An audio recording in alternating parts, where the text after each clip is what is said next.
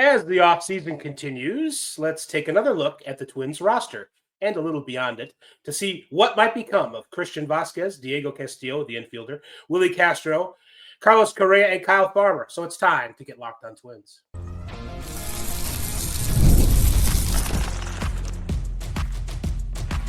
You are Locked On Twins, your daily Minnesota Twins podcast. Part of the Locked On Podcast Network, your team every day. Hello again, everybody, and welcome back to Locked On Twins, your daily go-to destination for the top Minnesota Twins insight, discourse, and analysis, and perhaps other things. Personally, it's my favorite show of the Locked On Podcast Network, which, by the way, brings you your team every day. I'm co-host Dave Brown, a professional ball writer since 1998, a BBWA member since 2012, a Baseball Hall of Fame voter. Please follow me on Twitter for whatever it's worth at Answer Dave Brown, if you like. You can also find me on Blue Sky at Answer Dave. So yay. Across from me in cyberspace is Brandon Warren, a Twins watcher for 30 years or so, who not long ago covered the team on a daily basis professionally. He asks that you elevate the discourse no matter where you find him on social media. He's on Twitter at Brandon Warren, Brandon_Warren. And same thing on Blue Sky, Brandon? No, I think it's just Warren, actually. I think since I was an early adopter with a code, I got to actually have my pick of the litter. And it's just my last name, which I think is kind of cool. All right, so Warren. Yep. E. Yep. Here's what's coming up on this podcast. The Phil Miller column. Again, looking at every Twins player either on the roster or nearly on it, and who stands a good chance of maybe coming back. We've done with the pitchers. We've dispensed with them and are focusing on infielders, starting with the catcher Christian Vazquez. We'll also have Willi Castro, as we mentioned, and superstar Carlos Correa. But before we do, I want to check with Brandon to see who's bringing us this episode. Well, good evening, sports fans. Today's episode is brought to you by Gametime. Download the Gametime app, create an account, and use code LOCKEDONMLB for $20 off your first purchase. Dave, by the way, we've had a lot of people reach out and give us a 5-star review on Apple Podcasts and subscribe on YouTube. If you send proof of that to me on the tweets or even on Blue Sky, I will send you a baseball card. I sent one in the mail for a very special person in Dave's life today, and a couple other people. This is one of them. I actually have duplicates of this one. It's a Willi Castro Baseball's Finest Topps Chrome card. Nothing too exciting, but it's pretty cool. And so, yeah, here's one of the ones I'm sending off next. People will be getting them in the mail maybe as soon as tomorrow. This is 100% legit. I want to know that you love the show, and I will send you a card or two even. So, yeah, send those messages in, and I'll send those cards out. This is like when people could send box tops away for things, cereal box tops, and get stuff in the mail. I don't know, like Tony the Tiger. I don't even remember, but you know what I'm talking about out there. They make sure you drink your Ovaltine. They started collecting those box tops for education to get like jungle gym, like playground equipment and stuff. I don't know if they're still doing that either. I'm pretty disconnected with elementary school stuff. So yeah, the evolution of the box top, kind of fun. Yeah, they were within the sphere of me being a parent. I don't know if they are this year, but they have done the box top thing before. I don't know. I think they found like more electronic ways to do it. So they just like read a code or something rather than sending in a box top. It's not as cool as it used to be. But it's very nice of Brandon to think of our listener viewers and sending baseball cards. So that's a good I have deal. a whole box of them, by the way. A whole box of them. It even says giveaways. Giveaways. So, yes. Free stuff. Yep. I mean, mostly free. You have to take some time. But yeah. We appreciate it, though, because it puts you on the lists of like top podcasts, and it's good for the show. You know, sometimes when you make the list, that's not good, but this is one of those lists that's good. Yeah, I think Chris Jericho's list is the bad one. And somebody else checking who's naughty and nice, and you know, you want to be careful with that guy as well. You know what else is on the list to be on is Phil Miller's list. How's that for good segue? Yeah. And Christian Vazquez is the first one we're going to talk about. Yeah, we've done 2 catchers. We've got one more to go, and it's Vazquez. And this is what Phil wrote: prone to maddening slumps. He had 5 hits in May, and he's being sarcastic about that, as Phil is wont to do. But still a reliable defender, and the stats back that up. Important with so many young pitchers around, I suppose. Are there that many young pitchers? I guess there are a few young pitchers, but the Twins have a nice mix. Contract: he's owed $10 million for the final season of a 3-year deal. 2025 outlook in Phil's view. Expensive. I mean, is $10 million expensive anymore? I think Phil's got to catch up to inflation there. Yeah. Expensive, but league-wide scarcity of strong defensive catchers means the Twins will likely find a trade partner if they choose. Yeah, I think Austin Hedges, did I see, is getting $4 million. I could be wrong about that, but no, I think that's the right number. And I wonder about, Travis d'Arnaud getting 2 years, $12 million. How does that complicate things? d'Arnaud, obviously a much better hitter. I don't know about defender, and he's also not going to be expected to start because they have Logan O'Hoppe. But I don't really know what that means for the marketplace because, again, catcher is shallow. I had I said Alex Jackson would make sense on a pickup. He got signed on a minor league deal here recently by, I think, the Reds. So the marketplace, maybe if it settles down a little bit or settles out a little bit, shakes out a little bit, Danny Jansen's got to sign somewhere. At that point, maybe Vazquez becomes more desirable at that price tag. Maybe the Twins eat some of that money, but then again, then why trade him? You're trying to get somebody else to pay him and then use that $10 million for, something a little more pressing on the roster. It's tough because he's a guy who knows all the codes, the little tricks. He knows pitchers personally. That's not going to be a learning curve there because he catches them all. Yeah. And you bring in a new guy and you're going to have to deal with that. And there's a lot of obvious value and latent value, and it's a pain in the butt value to change. Mm-hmm. It's I think one of the reasons why managers and GMs don't get fired more often is because it's a complete pain in the booty to reset your coaching staff or your front office or your overall philosophy. It's not exactly the same thing, but it's kind of a pain to do that with your catcher because or catchers, because they're so, especially if they're skilled in something, they're so intertwined in every pitcher on the staff. And sometimes there were a couple games last year. Obviously, Phil referred to his hitting slumps, and they happen. But there were a couple games that the Twins don't win without Vazquez's bat. Remember specifically the Josh Hader home run, the game-ending home run, walk-off, if you will. And there was another one, too, that they won, at least one, because of Vazquez. I would be, it's like $10 million is not ideal, but, for $2 or $3 million more than you want, is it worth the pain in the tush of making a change there? I say no. I think the Twins are going with the 2 guys that they had last year at catcher. I don't see a change. Well, and you're not going to get much back. Are you going to turn that $10 million into Yasmani Grandal and Michael Lorenzen? I mean, I don't really know what the upside to that is or if there is any. And, your point is well taken about Vazquez and his value to a pitching staff because Martin Maldonado keeps finding work, has found work for his entire career, and will likely find work again this offseason if he wants to continue his playing career. I mean, I just mentioned Alex Jackson. You would not believe his career batting average. You could look it up. You would not even believe that's a real thing. And he still found a minor league deal and early.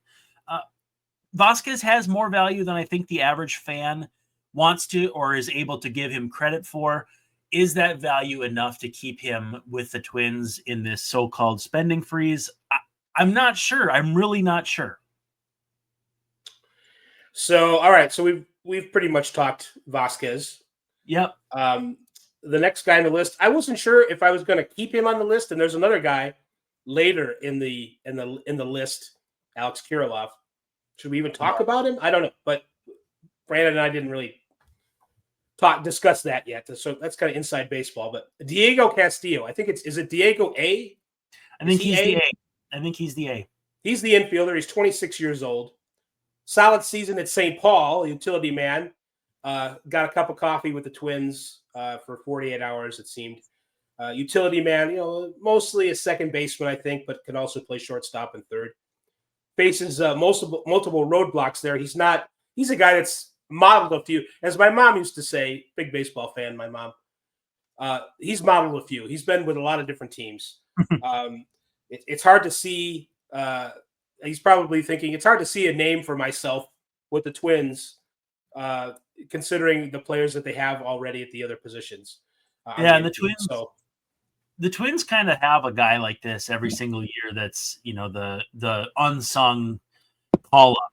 I think Castillo joined them in San Francisco just before the break, if I'm not mistaken, because they were like, "Well, will they bring Eddie Julien back?" Or what? And that was actually a frustrating series because they had that weird game end on. Wasn't like a Conforto walk-off triple or some weird thing. I don't remember for sure, but they have like they'll bring one infielder up every year, and it's just like, oh, I didn't think Doug Bernier was getting called up, or Tim Beckham, or Gregorio Petit. They have guys like that every year, and so I guess we'll just kind of wait and see which infielder that is next year. I don't think it's going to be Diego A. Castillo, not A. Castillo as in one of the Castillos, but literally middle initial A. I don't know if it'll be him or someone like him, yourself or someone like you. I think that's a Matchbox 20 album. Well, I did play second base in Little League, but I hope it's not myself who the Twins are calling, because that's not going to work out. Or former Giants quarterback Dave Brown. I don't think it'll be him either. I think they'll probably find someone for the role, and if they brought back Castillo, I guess it wouldn't be crazy shocking. But and the Twins did bring back somebody on a minor league deal that I saw someone had reported. I hope it'll come to me here soon, because I hope it does too.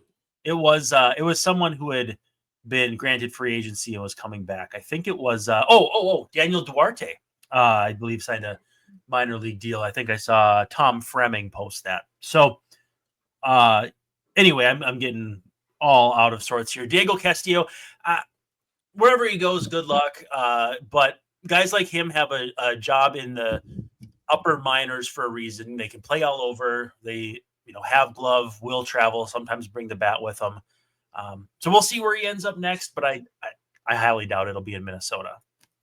So that gets us through 2 guys. We've got 5 guys, 3 guys to go. We'll get to our next couple of players after this break from our sponsors. We talk about them all the time, but the Gametime app it's just tremendous. I'm going to a show on Friday. I had to think about when Friday is, but it's Wednesday as we're recording. I had NFL stuff today. I thought it was Thursday. I'm all out of my bearings are all shot. But on Friday, I'm going to a country show, and Gametime made it all possible. You just go on the app, look for events in your area, search your day, search your market, Minneapolis, St. Paul for where I'm at, KC for you, Dave. And it'll show you sports. They'll show you concerts. They'll show you comedy shows. Basically, any event that you can get tickets to, Gametime has you covered. And I bang the drum for this nonstop. But toggle that all-in pricing. If you're like me and you want to know what you're going to pay from the beginning of the transaction, just toggle that button. It's super easy, and you're not going to have that frustrating bait and switch on the back end of the transaction where you are suddenly paying $20 more than you expected to. They've got the panoramic seat views, so you have a great idea of what the stage or field is going to look like from your seat. They have the lowest price guarantee. If you find the ticket cheaper elsewhere, in that row, they will credit you 110% of the difference, and you also have your purchase covered by the most flexible customer service policy in the game today. Take the guesswork out of buying concert tickets with Gametime. Just download that Gametime app, create an account, and use code LOCKEDONMLB, and they'll give you $20 off your first purchase. Terms do apply, but again, create an account and redeem code LOCKEDONMLB, and you'll get $20 off. Download Gametime today. Last minute tickets, lowest price guaranteed.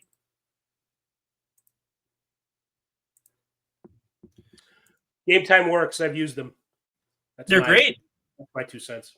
Yep. No, highly recommend. I was at the Metallica show and I was thumbing through there to see how much the tickets were in front of us and what they were going for closer to the time of the event. And then in hit what that was. And it's actually, it's kind of fun to just window shop. I mean, obviously we want you to spend money there because they're a sponsor, but it's fun to just kind of see what's what. It seems like a good way to maybe get to a show that maybe you otherwise wouldn't have thought you could get to. Little date night or something like that, or even if let's say a show is $50 and you want to spend $25, the closer it gets to the event, those prices likely are going to go down. And sometimes you can even buy tickets after the event has started. So again, highly recommend Gametime.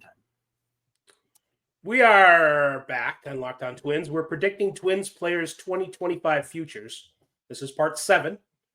Christian Vazquez to Kyle Farmer. So we've talked about Vazquez and Diego Castillo. Diego A. Castillo. Not the Castillo, but one of them. We're also talking about Willi Castro, who's 27 years old. Phil Miller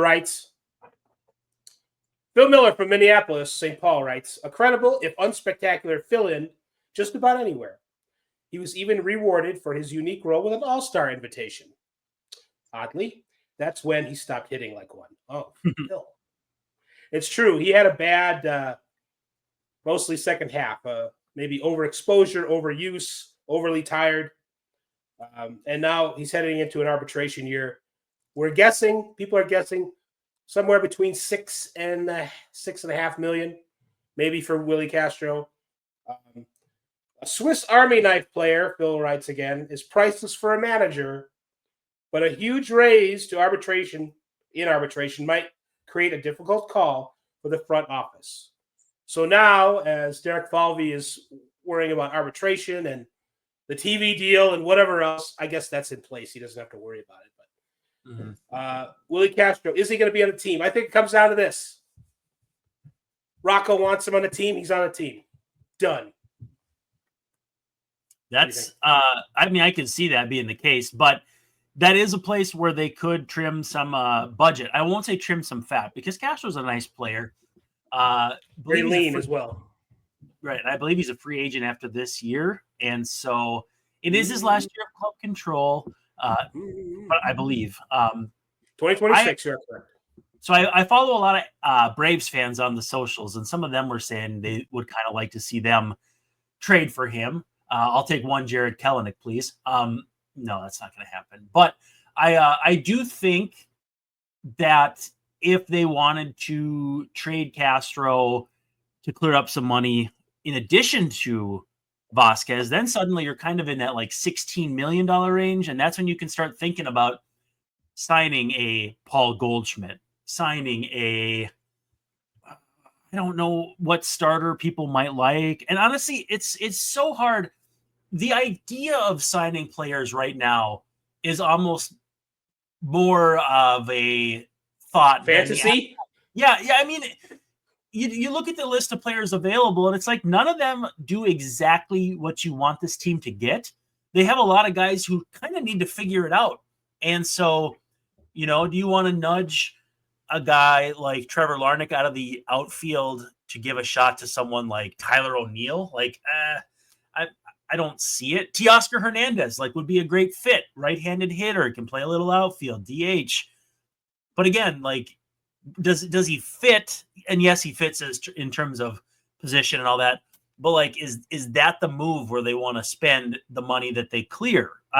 Again, that's what gives me such such trouble when I'm trying to do a blueprint for the off season.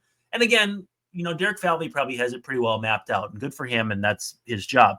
But it's so hard for me to pinpoint where I would trim from the budget and where I would add and making those line up. And so Willi Castro's part of that conversation for me, but I'm just not really sure how, why, or where. Well, I think Phil put his finger on it. He put his finger a couple different places. But he said Swiss Army player, the versatility factor. Yep. Major league teams love, what do they love? They love relievers who can throw 99 miles an hour, but they also love guys who can do more than one thing and play more than one position. and they like twofers and threefers, and they like Yeah. versatility on defense. And Willi Castro gives you that.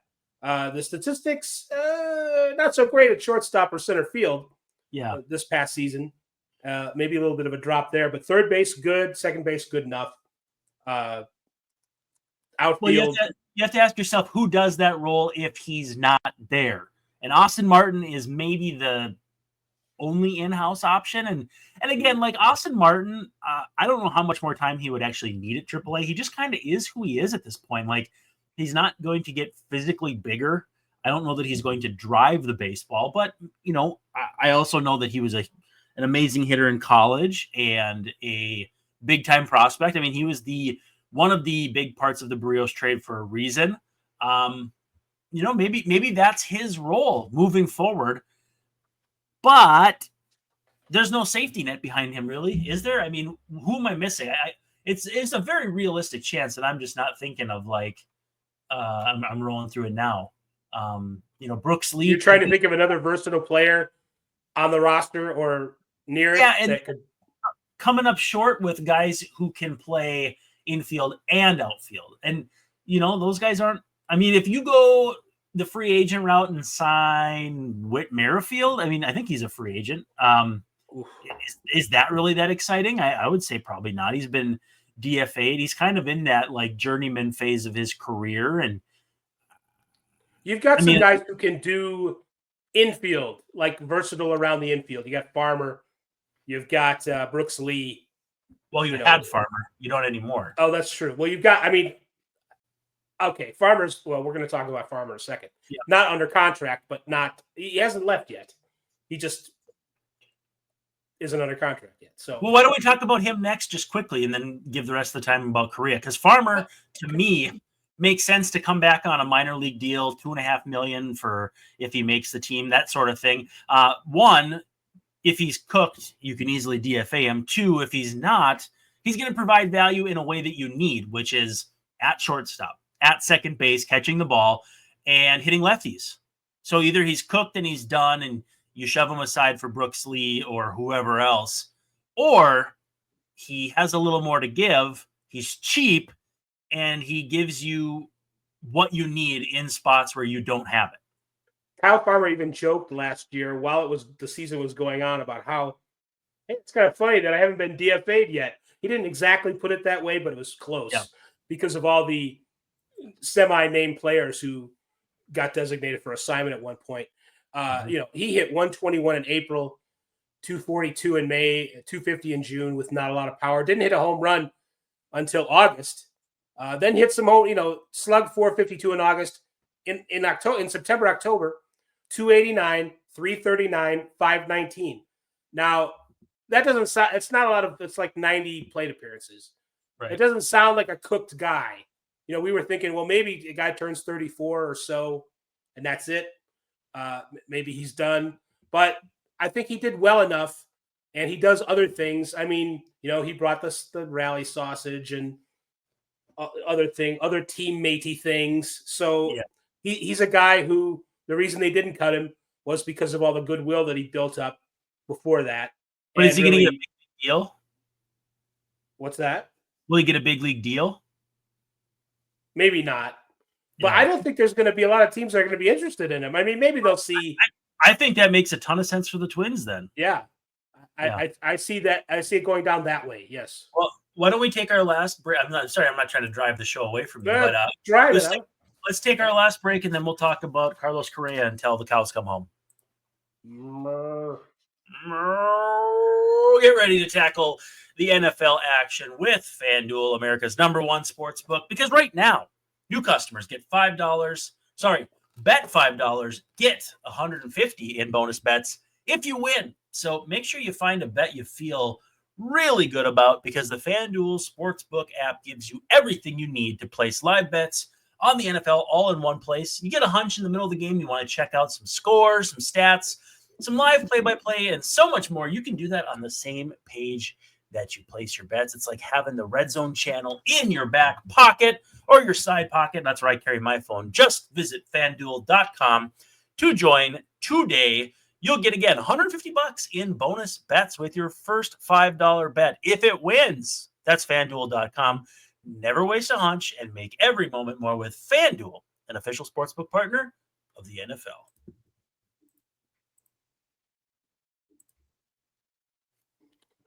Carlos Correa. In another scenario, in another alternate universe, I could see a situation where they move it.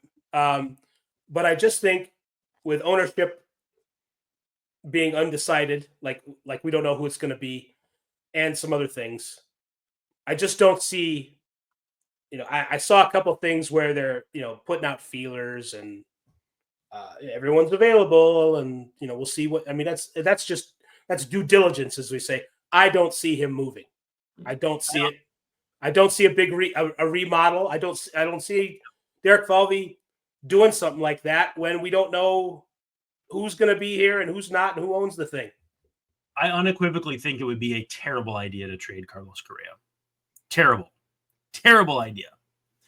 It's so hard to replicate elite production at the amount that you pay a top level player. Everybody would say you could spend the Mike Trout money on 5 players. Yeah, well, those 5 players wouldn't be anywhere near as good as Mike Trout. Plus, it takes 5 guys to make up the one. Right. That's the thing. Think about your own math here, people. Yep. Those roster spots have a value that may not work in that equation, but you can't have 5 people in center field. That's against the rules. We checked. And so, there's no sense in even it being a talking point. If they do it, I would rather play the I'm shocked card than to spend the whole offseason working myself into a tizzy about if they're going to trade Carlos Correa, only for us to find out the first day in Fort Myers where it's like, no, that was never a real thought. We just, people called, we said, no, we're good. It would be a terrible, terrible idea. He's coming off a year where he didn't play as much as you'd like, and that's not going to make teams come running with, hey, our best offer is 3 great prospects or 2 great prospects and a pre-arb starting pitcher who's got number 2 potential. It's not going to happen. It's not there. And so it also would make the Twins look just dreadful on the free agent market if they ever tried to sign a big-time player again. I don't know how much that actually matters. I know they talk about, you trade a player 1 year into a 3-year deal. That looks bad. Maybe it does, maybe it doesn't. But you don't want to become the Marlins where teams sign with you knowing that you're not going to finish that deal out either. Again, though, I cannot see a scenario where trading Carlos Correa, 1, makes sense, and 2, actually happens. It's probably his second, even with the time missed, I would say probably his second best season at bat in his career. Yeah. He had 1 season with the Astros. Maybe that was a little better. But this is just going by the averages. He's about 55% better than league average as a hitter when he was in the lineup. At shortstop, too. Like that. Yes, as a shortstop. Every day. This is an organization that has been terrible at shortstop over the history of the franchise. Like Greg Gagne is maybe one of the best shortstops in franchise history. Perfectly nice player, but we're not talking about having a Cal Ripken Jr. and Alex Rodriguez and Nomar Garciaparra in this team's past. Greg Gagne, if you have a shortstop like this, you keep that shortstop like this. If you like your shortstop, you can keep your shortstop. It's just like health insurance.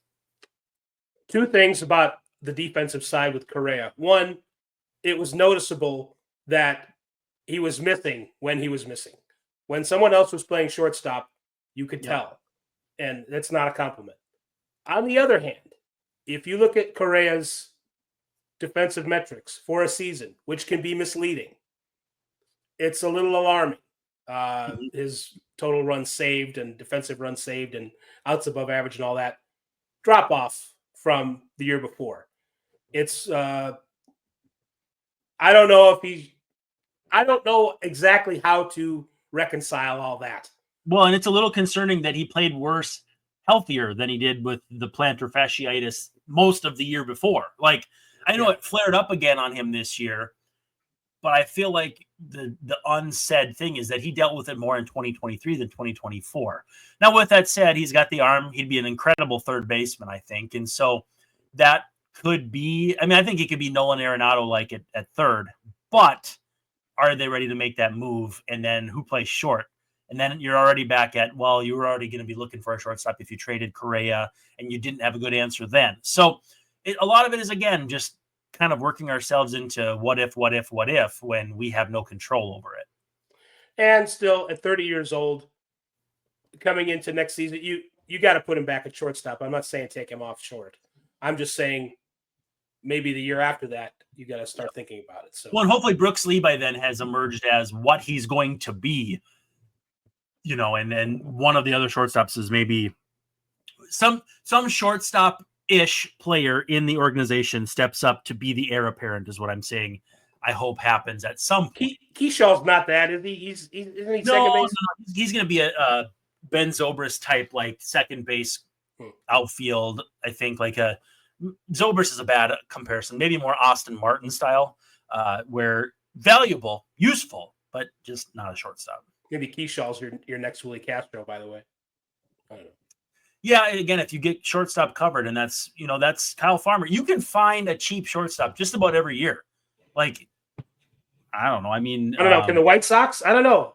Jose Iglesias seems to be always available, although not anymore. He sat out a year and came back. Yeah, he came back. So anyway, so that's going to do it for this episode. For Brandon Warren, this is Dave Brown saying that later we're going to do some more predicting about Twins players 2025 futures. It'll be part 8. I don't know if it'll be tomorrow, but in the meantime, for Brandon, Dave, we're going to see you tomorrow night.